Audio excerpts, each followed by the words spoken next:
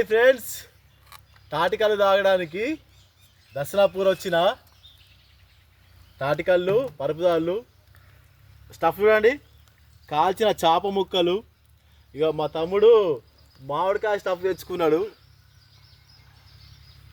ప్రశాంతమైన వాతావరణం. అది చూడండి ఒకసారి, మక్క చేను, మహావృక్షం, పెద్ద మామిడి చెట్టు చూడండి ఒకసారి, పెద్ద వృక్షం ఇది.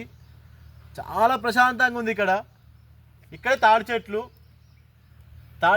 చుట్టూ పచ్చని వరి పొలాలు గురించి మొత్తం పచ్చని వరి పొలాలు.